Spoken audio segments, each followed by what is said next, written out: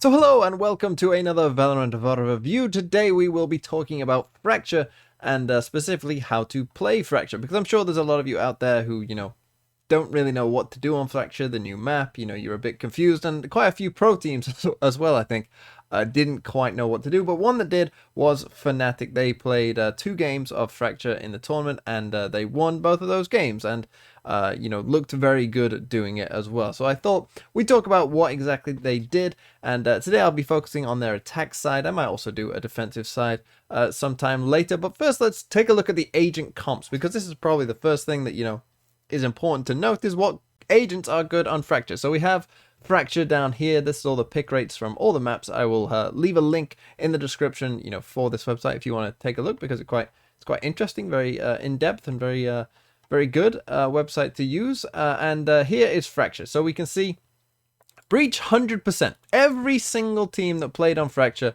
picked Breach. So there's your first sort of clue. And there's a couple of reasons for that, and we can go into that now. So there's a couple of reasons why you want to pick Breach. One, of course, and this will work particularly well in your ranked games, I'm sure, is this ult on B site, which is pretty much unstoppable. As you can see, you basically get to ult the entirety of B site, and you can have your teammates basically waiting in the wings here, waiting for it to go off. As they then push after you've just ulted, and it's just incredibly strong. And most pro teams were actually quite aware of this, did well to avoid it. Anytime Breach had an ult, they kind of knew this was coming, and so would play sort of more defensive positions around this kind of area. Secondly, of course, there are a lot of good just normal fault line positions, whether it be a lot of teams utilized something like this to stun a main. I mean, you can play up here in tower and stun the entranceway here. 2A, if you're attacking, you can go here, you can stun all of tower. There's just plenty of good little options for Breach to use his aftershock as well.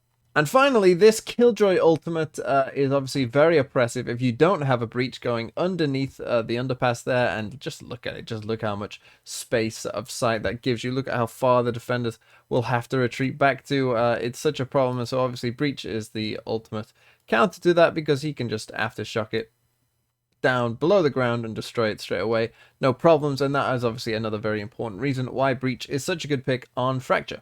Okay, so we have Breach, and who else do we have? Well, Astra is the next highest pick rate at 75%. Obviously, Astra is just a pretty strong character here. You can see the third most picked in the entire tournament, and her ability to place universal smokes is very good on this map and pretty much every other map as well. So Astra, a very solid pick for Fracture as well. If you enjoy playing Astra, then it's probably a pretty good pick for you to have. Then we come to the next, which is Cypher. So Cypher did see more play than Killjoy. You can see that added up, they come to 100%.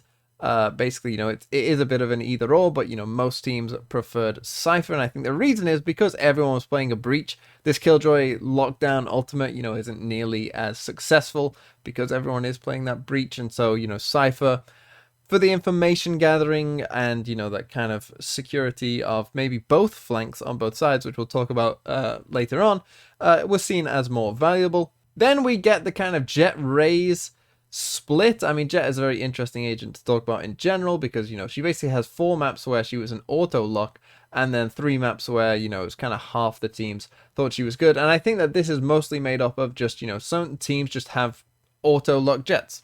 They have players who literally only play Jett, and so I think that represents perhaps this number here, and just believing that Jett is the best agent in the game by far, as you can see by the overall pick rate. And so they just went with Jett anyway, and there was sort of no choice. They're always going to pick Jett. But I do think if Jett, does get a change later down the line, then this will become a Raze map, because she performs pretty well, as we'll go into when we talk about Fnatic's doings and what exactly they did on the map. And then the final position was a bit of a choice. There was many different options. The most popular one was probably Viper. 50%, but there was some Skies in there was some Sages in there was even a KO in there, a Brimstone in there perhaps as well. But Viper was the most proficient, I think, of the other agents, and was probably the most successful of the other agents as well. With teams that played Viper against teams that didn't tended to win out, and so I think Viper is also pretty successful. And that very lineup of Astra, Raze, Viper, Breach, and Cypher was exactly Fnatic's lineup. This was their choice for the map Fracture, and it worked out pretty well, to say the least. And so let's go into what exactly they were doing and how they managed to do it. So first thing I just want to show you is this clip here from round number 3.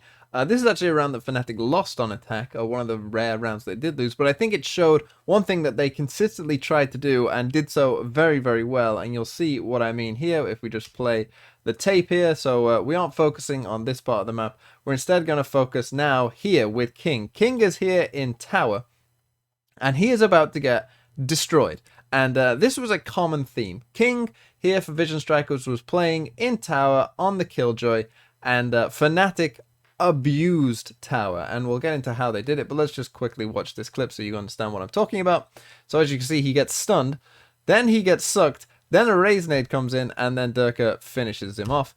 And this was a common theme that happened throughout. They constantly put so much pressure and utility on tower, and that was quite rare, because I think it's a position that, you know, most teams didn't really explore too much, but Fnatic explored it and, you know, pulverized King, who was unfortunate enough to be the player who was just getting destroyed by that utility over and over and over again. And whether it was they did this and they came in through this way, or whether it was you know, they went onto site first and then killed King from coming through both ways, you know, he was basically just always trapped in tower, and they always found ways to make him very miserable.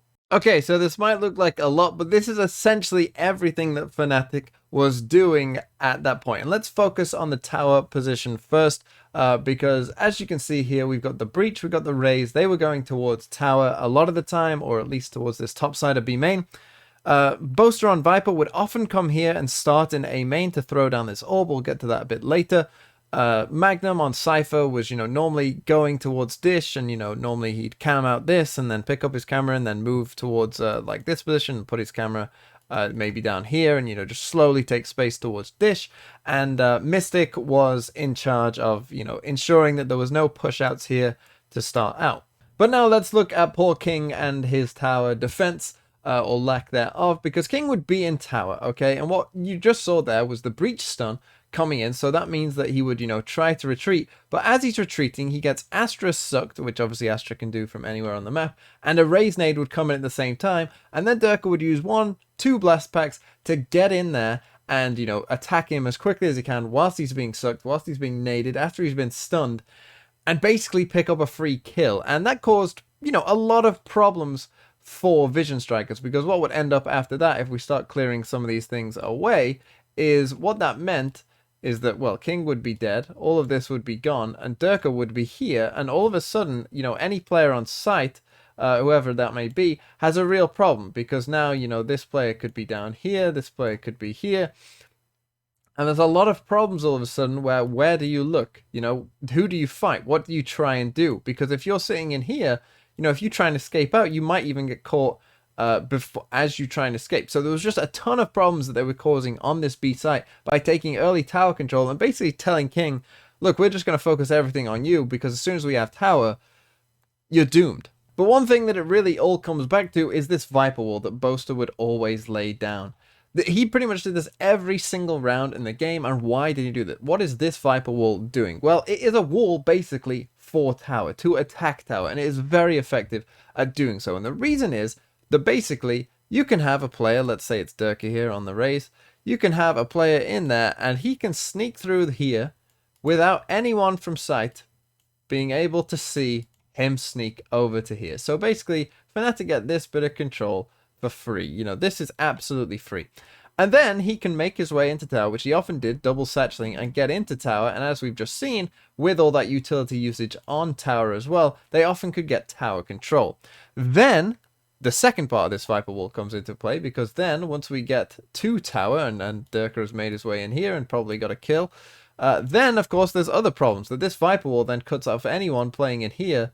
Can't see, what is he down here, is he here, is he still in tower? Like, you know, you have to play both sides, and all of a sudden you're cut off from there. And as you're worrying about that, you know, you could get pushed from here, you can get pushed then from the normal site way as well. So it just caused havoc. This Viper wall just caused absolute havoc, because it just allowed them, and, you know, all those 4 characters using utility to try and get players in tower to start off just caused so much problems for Vision Strikers that they didn't really know how to defend it. But outside of just the wall, they also had this kind of default setup, and outside of just attacking tower, they also ensured that there was no pushouts anywhere else. And this is really important, I think, particularly on the map Fracture, because often, if you send 5 players one way, or if you send, everyone going to a certain site, let's say you've got like 3 players going here and 2 players going here, you've got a problem then that, your opponents could quickly come around you. And, if you get delayed, you're in trouble, as you might get picked off from behind. So what Fnatic did was ensure that there was no way that that was going to happen.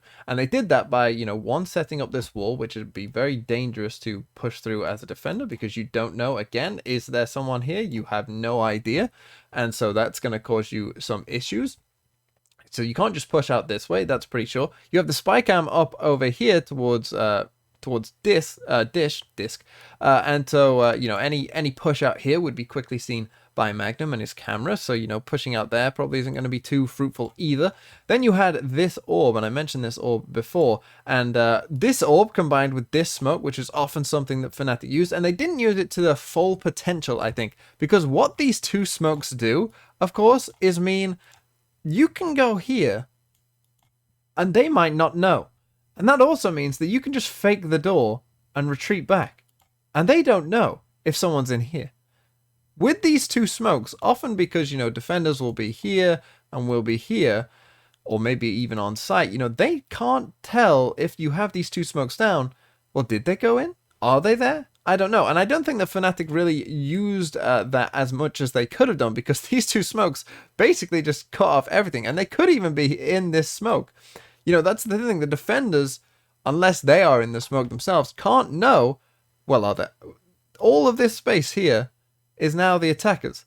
And that causes real problems, because you can cause a lot of mind games with this door, because obviously the sound cue will, alert them that someone has gone through the door, but they might not be through the door. And that can waste a lot of defenders' time. For instance, you fake the door, you run back, and you quickly go to B, and the defenders on site are still making sure and checking all of this to make sure someone isn't there, which would be very important, because if there was, they'd just get picked off trying to rotate probably through the defender's spawn. But then also you had Mystic placing down this smoke, and often he would have an extra star for a gravity well as well. So again, if the defenders want to push out, they're in a disadvantaged position, and they're in trouble again. Basically, the idea is they pushed Vision Strikers back to saying, you can have this space here. You can have basically your own spawn and site.